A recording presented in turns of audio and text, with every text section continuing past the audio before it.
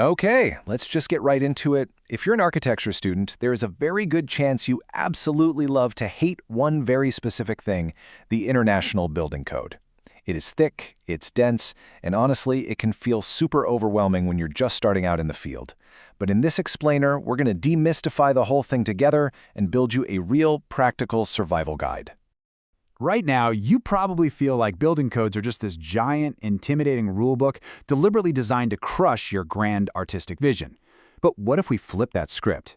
What if the building code is actually the ultimate puzzle roadmap? Because mastering it is literally the key to getting your designs built in the real world. To keep things manageable today, here is our roadmap.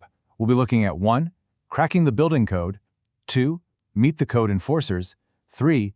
Schematic design, broad strokes, 4. Developing the design details, 5. Passing the plan review, and 6. Quality assurance versus control. Let's kick things off with Section 1, Cracking the Building Code.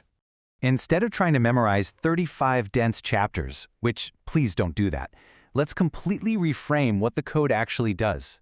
The IBC establishes minimum requirements for public health and safety. That's it. It doesn't care what your building looks like or what style it needs to be. It simply provides the minimum safety guardrails.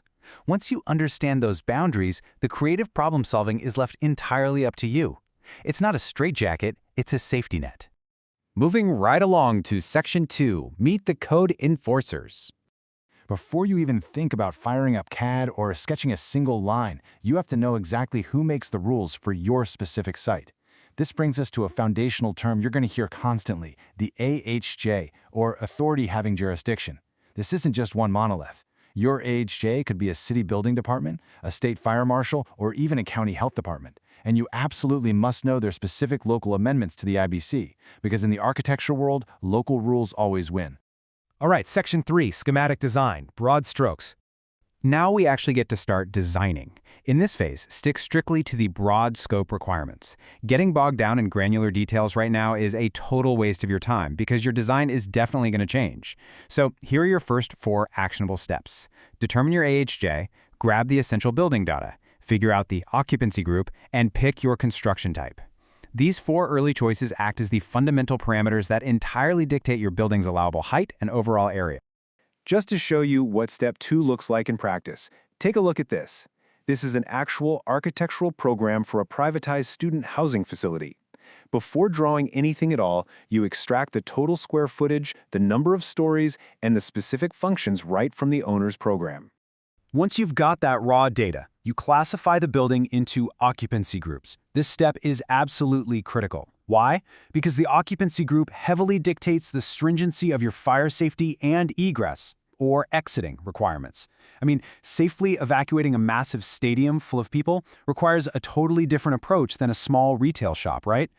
Next up, you determine your construction type. You are selecting from Type I through Type V. Essentially, this matrix maps to non-combustible materials like steel and concrete versus combustible materials like wood framing. This choice directly links back to exactly how tall and how large your building can safely be built.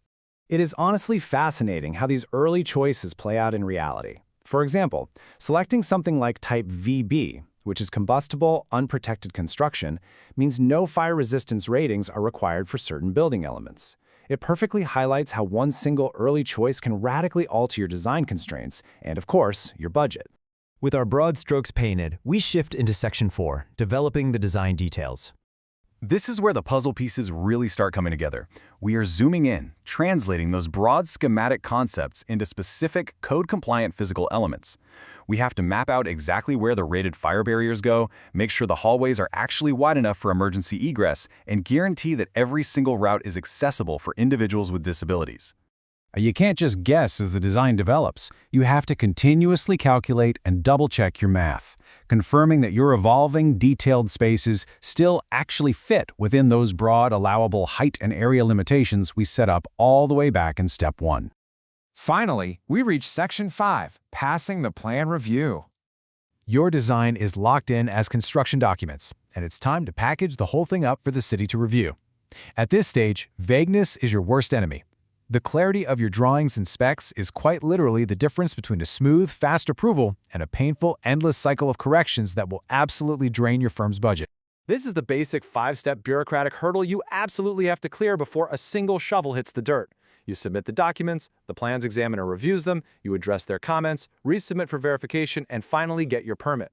Trust me, the examiner is looking very closely to ensure public safety, and they will catch your mistakes. Which brings us to a major industry pitfall that catches so many young architects off guard. Section 6, Quality Assurance versus Control. Understanding your role in the review process is absolutely crucial. Integrating code compliance step by step, right from day one of your design, that is quality assurance. It's proactive. But relying on the city's plans examiner to catch your mistakes at the very end of the process, that is merely quality control. It's totally reactive.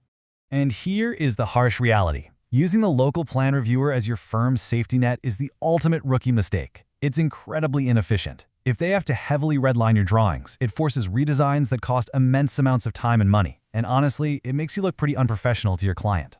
That is exactly why mastering this chronological roadmap early on is basically a superpower. When you understand the code from the jump, it becomes a tool that actively protects and shapes your design intent, rather than a wrecking ball that demolishes your beautiful concepts at the 11th hour.